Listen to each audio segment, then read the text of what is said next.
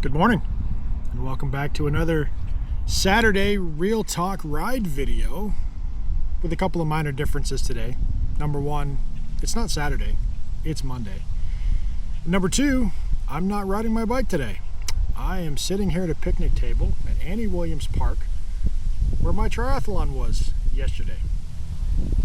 It looks a lot different today, it's much quieter. Sitting here enjoying my hot cup of Earl Grey tea from McDonald's and reminiscing on yesterday's event. That's good tea. As a Canadian that spends the majority of my time in the United States, there are a few things about this country that I do miss, and I think at the top of that list, weird as it sounds, Earl Grey tea from McDonald's. They got it right. It is impossible to find a good cup of hot tea in the United States. I don't know why. They have a lot of things going for them. Hot tea isn't one of them. Now, iced tea in the United States is fantastic, and something that Canada still has not yet figured out is that all you have to do to make good iced tea is brew tea and put ice in it. That's all you got to do, nothing else. But that syrupy, sweet, messy concoction that we sell in this country that's called iced tea, it is awful. But this Earl Grey tea from McDonald's, I don't know what they do, but they do it differently. And it's not just the tea, because this is Higgins and Burt that they use. I've ordered this tea online and I've tried to make it, and it is not the same. So I'm pretty sure it has something to do with the wax that McDonald's uses in their cups here in Canada. And when that wax melts and mingles with the tea and the milk, it just makes for an absolutely fantastic beverage. But none of you are here today to hear me talk about tea. You're here to hear me talk about the triathlon that was yesterday, my first triathlon. And I think we'll say it was a success. My plan was to make you hang around till the end of the video to hear the actual numbers and the data and the start time and see if I beat my goal of 1 hour and 10 minutes that I laid out in the bonus video from last week. But I thought that would be unfair. So I think what we'll do is we're going to dive right into the numbers right now. We're going to have a look at the official standings and times, and we're going to see how I did and see how my training prepared me for it. Then when we're done that, I'll share a few thoughts on some of the different segments of the event and see how it goes, and give some hopefully tips for you and some notes and some lessons for me for next time, assuming there's next time. But do hang around to the end of the video, because there's something there, a next step that I decided on this morning that I would love to get some feedback on from you guys in the comments below, if it's a good idea or if I've completely lost my mind. But for now, let's have a look at the stats. So first, let's just have a quick look at the Motive app, and this is going to show us the training that went into the event. I wasn't nervous leading up to the event because I knew I'd put in the work, and I knew that I was ready for the event, because the training program I was following was for a full-length sprint triathlon, which is twice as long as what I had yesterday. So I knew the training was there, and I knew I'd be able to finish. But just as an example, let's have a look at the app here. And over the last 2 months, the last 60 days since I started this idea, I completed 95 activities. It took me 46 hours of training. I did a total of 507 kilometers of training. I did 10 kilometers of swimming, 384 kilometers of bike riding, and 68 kilometers of running. So with all of that, I felt confident going into the event yesterday that I'd be able to finish. And I felt even more confident I'd be able to finish in under my goal time of 1 hour and 10 minutes. Here is the stats page for the official time clock from the event, and as you can see, the finish time was 1 hour, 7 minutes, and 46 seconds. So I beat my time goal by 2 minutes and, what is that, 14 seconds? Math is not my strong suit. Let's just say 2 minutes. I beat my goal time by 2 minutes. But let's have a look at the breakdown, because I thought this was interesting. The swim shocked me. The swim, my split time was 17 minutes and 25 seconds for a 4 minute 21 second 100 meter. Now to me, even while I was in the water, that seemed like a really long time. I'm going to come back and talk about that in a minute. But if you remember, my goal was to do that in 12 minutes, so I missed by 5 minutes. My T1 time, 2 minutes and 41 seconds, because I stopped to put socks on. My bike ride I was really happy with. I had projected 30 minutes for the bike ride. We did it in 22 minutes and 37 seconds. So that was absolutely fantastic. Anytime I lost on the swim, I made up for on the bike ride. Again, a slight caveat there as well. This was divided by a 10-kilometer bike run. The bike course was really about 9.5, just like the exact course I did in my lead-up video last week. It's only 9.5 because it turns around at the bottom of the Porcupine Ridge Hill. The race director told us the first couple of years they did this for the Give It a Try. The course went the full 10 kilometers, which took riders to the top of Porcupine Ridge, and there were some unhappy people because Porcupine Ridge is a steep section of road. But anyway, I'm still happy with that 22 minutes. That was a great time. My T1 time was excellent. If you combine my T1 and T2 times, you get, what's that, 4 minutes and 1 second, and I had left myself 4 minutes, so I'm quite happy with that. And the run I was also very happy with. As much as it wasn't a run, it was a brisk walk mixed with moments of jogging or fast walking, as coach would say. But I wasn't the only one. The vast majority of the participants in that event were walking the majority of the 2.5K. But it was spot on at 2.5K. My pace, I was aiming for between 9 and 9:30. We did a 9:29 for 23 minutes and 46 seconds. So 14 seconds under what I had hoped to do, for a total finish time of 1 hour, 7 minutes and 46 seconds. So I'm super happy with that. We were right on pace for almost everything except the swim. But overall, we beat our 1 hour and 10 minute time, which I am super happy with. Now let's go talk about the swim for a minute. The swim started off well from the dock, and I thought I was keeping up a pretty good pace, and I was tracking the swim on my Garmin, and it looked really, really good. It was tracking me just around 3 minutes per 100 meter, which was the swim times that I've achieved in my training. What was strange was the Garmin clocked the swim at 580 meters from start to finish, from when I pressed start at the dock, made it around the buoys of the course. As I stepped onto the dry beach, I stopped it, and it clocked it at 580 meters, and I think it was about 16 and a half minutes. That was a long swim, but it was only supposed to be 400, so I'm not sure what happens there. I don't know if it's actually measured. I mean, it's not a sanctioned event, I don't believe. And I know that sometimes GPS in open water swims, when the receiver's underwater, it gets a little squirrely sometimes, but I can't believe the margin of error is 50%, and maybe I'm wrong. So if you have some experience with that, what your Garmin watch shows in an open water swim versus the distance you actually covered, I would love to know about that in the comments below for next time. But it felt like a long swim. It feels it was more than 400 meters, and it feels like I was swimming a lot faster than a 4.5 minute 100 meter. But you know what? I got through it, and that's what's important. Made my way up onto the beach and over to the transition area, which is about 100 meters, and I did walk that just to catch my breath after the swim. But the swim went really, really well, and if it turns out that it was longer than 400 meters, I'm pretty happy with that. It was a good swim. Let's go talk about the run. I know the bike usually comes after the swim, but I don't have a lot more to say about the bike.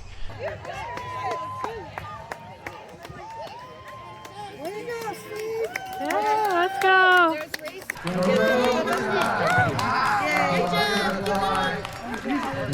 Because the bike ride was absolutely fantastic. It was on pace, it was on target, it felt great. If I made one error, is I don't think I consumed enough fluids. I had fluids on the bike with me. I had my Body Armor electrolyte drink with me. I had a few sips at the turnaround at the halfway point, but I didn't feel the need on the bike to consume more fluids. And that might have been a problem, because when I came back in, we're in what was the transition area yesterday. When I came back into the transition area, racked my bike, walked over to where the run started, I got about from there to there before I started getting cramps in my calves. And that caught me off guard, because all throughout my training, I haven't had a single cramp, not a single stitch, except for those oblique strains a couple of weeks ago. No issues at all, but certainly not cramping. And then I had to tackle the hill.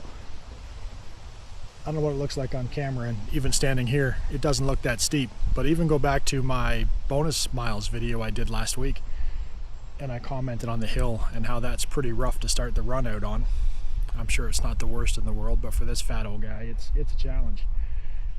Up at the top, it flattens out before you get to the road. I did try to stretch my calves a bit and keep myself at a slow walk for that part.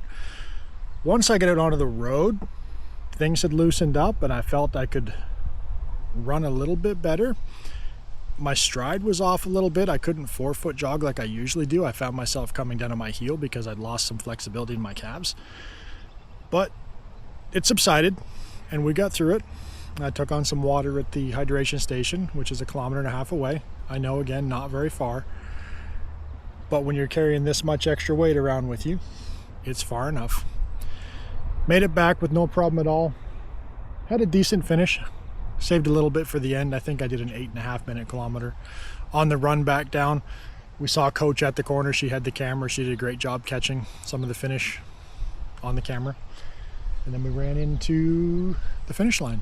And the triathlon was over, and it was fantastic.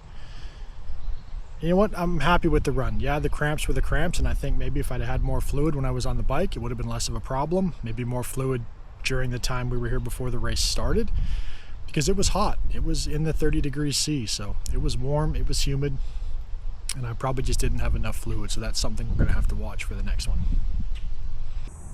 So what are my key takeaways from my first triathlon? If I had to sum it up, I'd say that if your physical conditioning is not great, which mine is not, put in the work.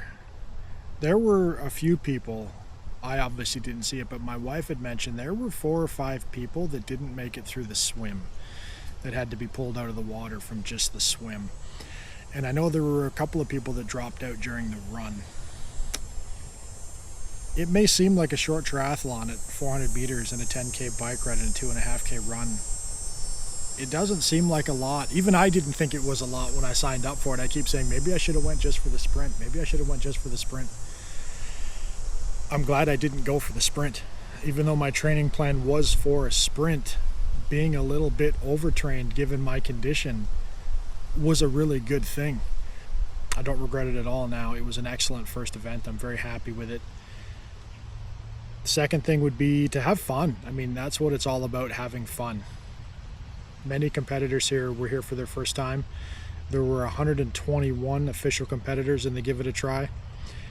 And during the pre-race meeting, when asked to put their hands up if it was their first triathlon, 80%, maybe more, had their hands in the air. So it was a good group. There was a lot of grace. There was a lot of camaraderie. Everybody had a good time. So have fun. That would be the second thing. And I think the third thing would be believe in yourself and don't give up. It is a hard thing to do. Even if you're in shape, if you're a good runner, the cycling or the swim could be very hard. If you're a strong swimmer, you might not be a great cycler, and that's the longest part of the race. You know, I don't have a lot of experience, I admit that, but the lessons learned at this triathlon were invaluable. And the training prep was critically important. And there's a quote from a book that my wife is reading for her book club. And the book talks about how powerful a single hour is when used repeatedly to hone a skill or a task. And when she read that to me in the car the other day, I started thinking about it in regards to the triathlon training. It's only been an average of an hour a day, maybe just under an hour a day that I've dedicated to this, which in hindsight doesn't seem like a whole lot. At the time, it seems like a tremendous amount that I'm never going to be able to get through, but looking back over 60 days and 50 hours of training, those hours were powerful. Those hours made a tremendous difference, and if I keep compounding those hours, who knows where we're going to get to on this journey. There was another quote in the book she read previous to this one that I think was even more profound and more powerful. And the quote was, "Success is nothing more than an admission ticket to a more difficult problem." And I got to thinking about it in all different areas of life. What does it mean to be successful?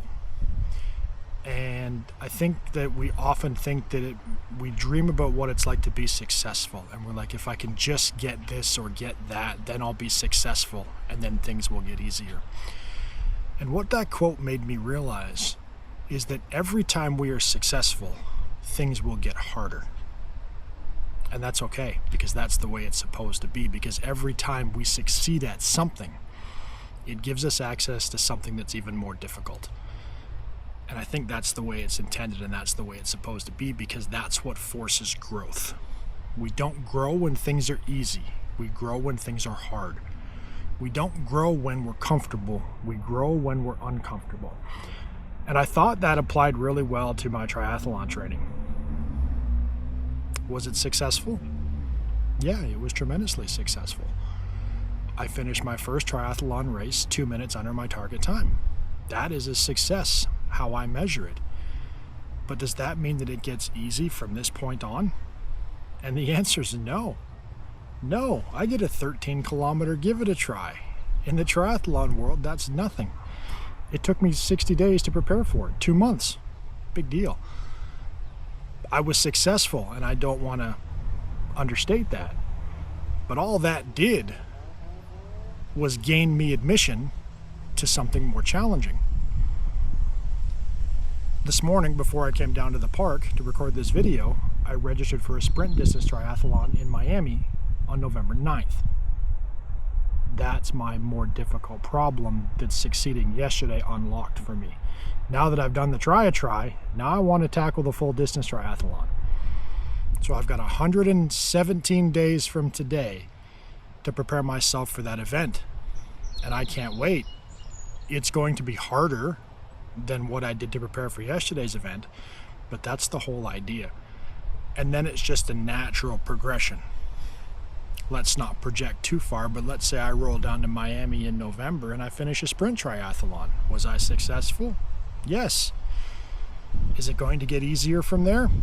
Probably not, because there's an Olympic distance triathlon in Claremont in March. It's twice as long as the sprint. This triathlon journey this triathlon journey is the embodiment of that quote, that every success just unlocks the door to something more challenging, something to push you harder, something to make you grow more. And it's fantastic, and I think that's the best part about it. So do me a favor, if you've made it this far in the video, leave a comment down below. Help me out with the algorithm. I really do want to start to get my message and my journey out there.